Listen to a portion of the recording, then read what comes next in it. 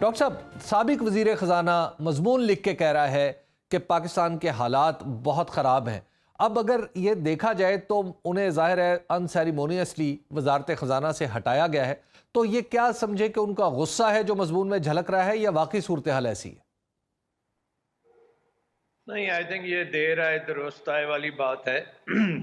آپ کی بات بالکل صحیح ہے کہ پچھلے کئی سالوں سے مفتاح اسماعیل صاحب خاموشی کے عالم میں رہے۔ اس سے پہلے وہ بورڈ آف انویسٹمنٹ کے چیئرمین بھی تھے، تو انویسٹمنٹ تو کوئی نہیں آئی۔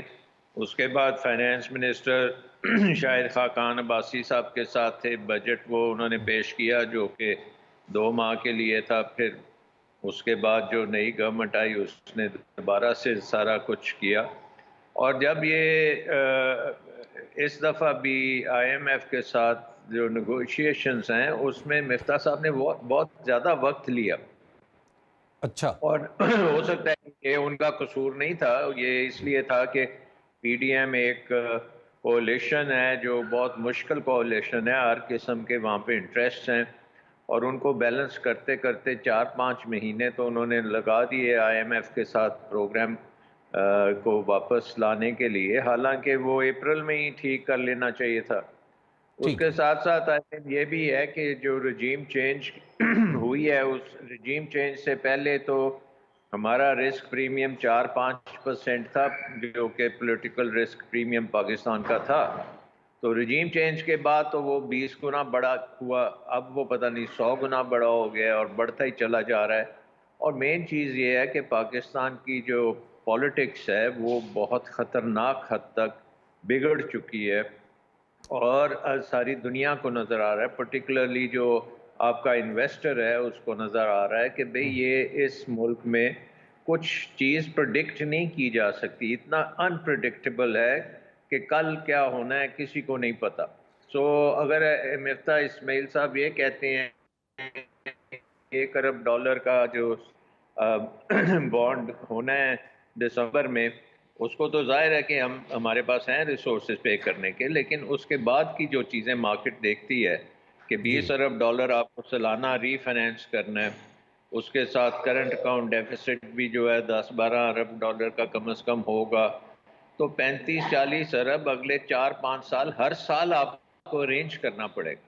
تو اس کا مطلب یہ ہے کہ آپ کا ماحول جو ہے جی، وہ بہت بہترین ہونا پڑتا ہے تو اس کا۔ ڈاکٹر صاحب کیا راستہ کیا ہے؟ کیا ہم اکنامک میجرز کے ذریعے یہ معاملہ حل کر سکتے ہیں، یا ہمیں پہلے پولیٹکس کو ٹھیک کرنا ہے پھر اکانومی ٹھیک ہوگی؟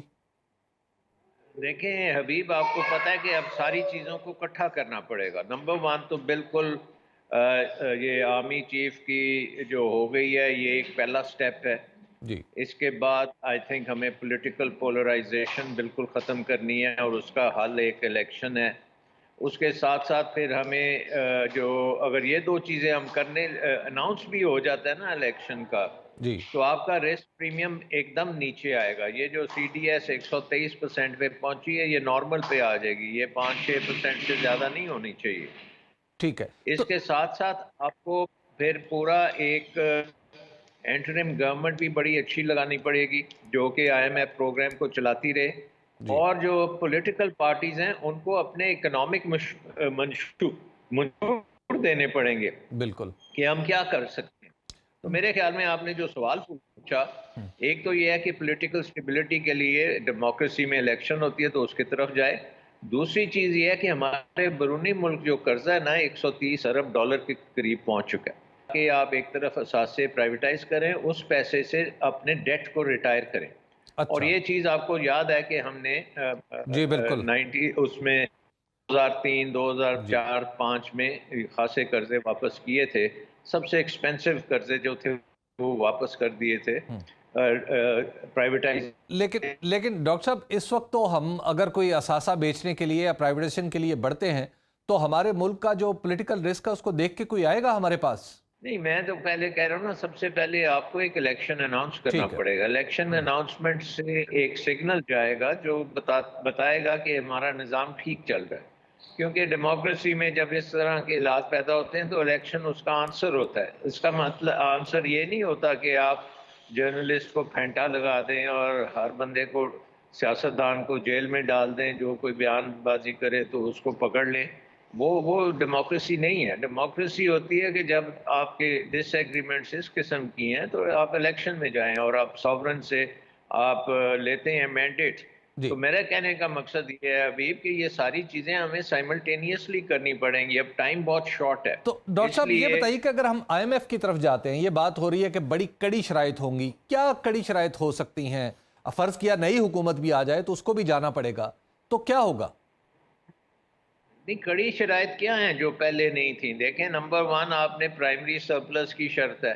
اس کا مطلب کیا ہے؟ پرائمری سرپلس کا مطلب یہ ہے کہ آپ نے حکومتی اخراجات جو ہیں وہ اپنے حکومتی ریونیو سے پورے کرنے اور تھوڑا سا پیسہ اس سے بچانا ہے تاکہ ڈیٹ سروسنگ ہو سکے. تو جی یہ ایک بڑی مناسب چیز ہے. ہم جو قرض لیتے ہیں تو واپس کرنے کا تو ہم نے سوچا ہی نہیں ہوتا، اس کا انٹرسٹ دینے کا بھی نہیں سوچا ہوتا. تو وہ کم از کم یہ تو کہہ رہے ہیں نا کہ بھائی جان تھوڑی سی آپ اپنی ایکسپینڈیچرز کو کنٹرول کریں. دوسری چیز انہوں نے کہی ہے کہ ڈالر کی قیمت مارکیٹ میں چلنے دیں. اب ڈالر اگر مارکیٹ میں اس وقت آپ کے سامنے ہے کہ 220 222 پہ حکومت کہتی ہے، ہاں مارکیٹ کہتی ہے 250 کے قریب، جی اور آپ کے جو پیسے ہیں ڈالرز وہ سارے کے سارے حوالہ میں گھستے چلے جا رہے ہیں. کوئی پتہ ہی نہیں لگ رہا کدھر سے کدھر جا رہے ہیں. وہ اس کی وجہ یہ ہے کہ آپ نے 2 ایکسچینج ریٹ کر دیے ہیں، بلکہ ہو سکتا ہے اس سے بھی زیادہ ہوں گے ایکسچینج ریٹ. تو ان کو مارکیٹ کی طرف لے جانا پڑے گا. اب تیسری چیز تھی انٹرسٹ ریٹس کا. انٹرسٹ ریٹ اب آپ نے پچھلے 4 مہینے سے کنٹرول کر کے بیٹھے ہوئے ہیں، حالانکہ آپ کو اس کو بڑھانا چاہیے تھا. اگر آپ تھوڑا بہت پہلے بڑھانا شروع کر دیتے تو ہو سکتا ہے کہ روپیہ اتنا ڈیویلیو نہ ہوتا. اب آپ نے آ کے بڑی دیر کے بعد یہ کام کیا ہے، اور اس کی وجہ یہ ہے کہ سینٹرل بینک میں گورنر صاحب ہی نہیں آپ نے لگائے بڑے عرصے کے لیے. جی اس کے بعد وہ جو ہے انسرٹنٹی اسی طرح بنتی ہے نا کہ آپ کی ڈیسیجنز جو ہیں ان میں دیر کر دیتے ہیں.